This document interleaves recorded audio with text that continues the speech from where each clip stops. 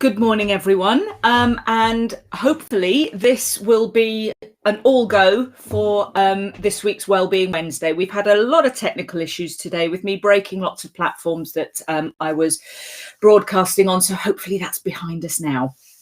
So hope you've had a good week and you've been enjoying the sunshine and the weather's been as good for you as it has been for me. It's been lovely to actually just see the sunshine. It's a real mood uplifter. So I hope it's left, and even though today's a bit manky, the memory of the sunshine, being so recent has left you feeling in a much better and lighter mood. So this week, I want to talk to you about the importance of books and the importance of reading and how that is a great way to boost our health and our well-being. So, and it coincides with the fact that tomorrow, which is the 4th of March, apart from being my husband's birthday, it's also World Book Day. Now, this is an annual event in the UK, and it happens on the first Thursday of March every year. And originally, and it still is, aimed at getting youngsters to start engaging with books and to get reading. And every child who's in education in the UK gets a free book token so that they can actually, they can buy a book. It's now more than ever, it's not just important to get our children reading. It's really important for us as adults to be reading. So we're lockdown, and even before lockdown, we were becoming a very screen-based society. We've got all our social media that's keeping us glued. Now we're in Zoom meetings day in, day out. And then as soon as we finish our Zoom meetings, we're checking our emails and we're checking our social media. And then when we finish work, we'll go and we'll watch television, and it's loads and loads of screen time. And in some ways, it's actually turning us into zombies. That the blue light from the screens is affecting the quality of our eyesight, but also actually the way our brain's functioning and everything. And also with the continuous repetitiveness of screen, social media, screen, it's actually our brain's not being fully challenged. So why do books make a difference to us? So the Reading Agency and the University of Sussex, they've both done new studies recently. And they have shown that reading increases our empathy. We empathize, we understand how the characters and the stories are working, and it expands the way we feel and the way we connect. It improves our relationships and how we interact, because we're seeing things happen with characters and stories. The act of reading will also reduce symptoms of depression, because again, we're connecting with other people and there's laughter in a story, there's humor in a story. So again, it's breaking us out of that cycle. It improves our well-being, it improves our education. It also reduces our stress levels. It's reading and a book, whether it's fiction or self-development or a factual book, it's proved to reduce our stress levels by 68%. Continuous reading will reduce your stress levels by 68%. And that is proven to be more effective than listening to music or walking, which are also great ways of relaxing. But reading is that little bit higher. Reading helps us sleep better.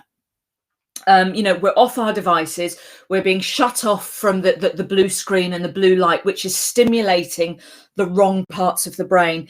And the reading, it calms the brain down, it shuts the eyes off from that awful blue light, and we actually get more beneficial sleep from it. So reading helps us connect with people. As I say, I've touched on it previously. We connect with the characters. We connect with the stories that, they're similar to me. I understand how that, you get involved with people. You become attached to them. You like them. And, we see ourselves in these characters. But also in the real world, it connects us with others, because we talk to people about the books and the stories we've read, and we recommend things. So it encourages conversation, and especially with book clubs, which can be done online, which negates the reading, but you're talking about books, so it improves the way we communicate with others as well.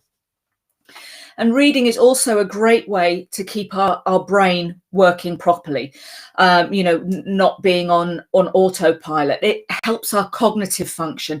It increases our brain power and it makes our brain work. And also what I've found really interesting was reading is proven to increase your lifespan. So there's been a study published in the Social Science and Medicine Journal, which compared adults who don't read to adults who read infrequently to adults who read 3.5 hours plus a week.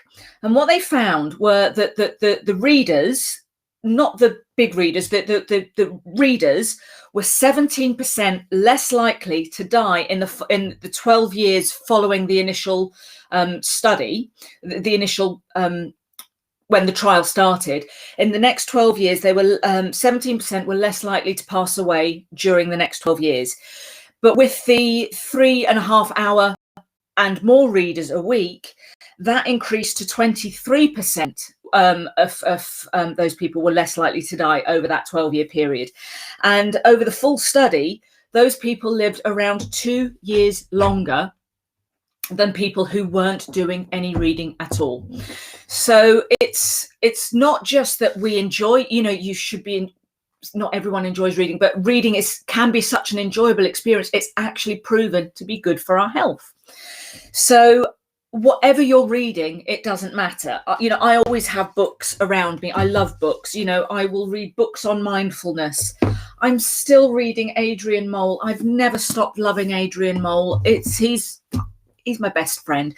I read books that are going to benefit my health. And I'm sorry, I enjoy reading The Pug Who Thought He Was a Unicorn with my youngest child. There are all sorts of books out there. And, even a thesaurus, looking up a word in a thesaurus is going to be good for you. But I love books. So with it coming up to World Book Day, treat yourself to a book. I'll pop in the comments actually a link to I'm an affiliate with Bookshop UK, which is raising money to keep local bookshops open and running and getting authors fully paid during lockdown and permanently. So I'll put a little link to that. But look at it. If you haven't picked up a book for a while, try it. Turn the television off half an hour earlier tonight and just try it and just see how it lifts you, how it relaxes you, and how it just helps you find your fabulous just that little bit more. So yeah, that is me talking about books and how they can help us. Just a little snippet, but I hope you found that helpful. Drop me a comment. Drop me a comment in the comments. Where else would you drop a comment about, is there anything you'd recommend reading? What have you read recently that you enjoy? And happy World Book Day. And I'll see you next week, hopefully without all the technical issues again. Thank you.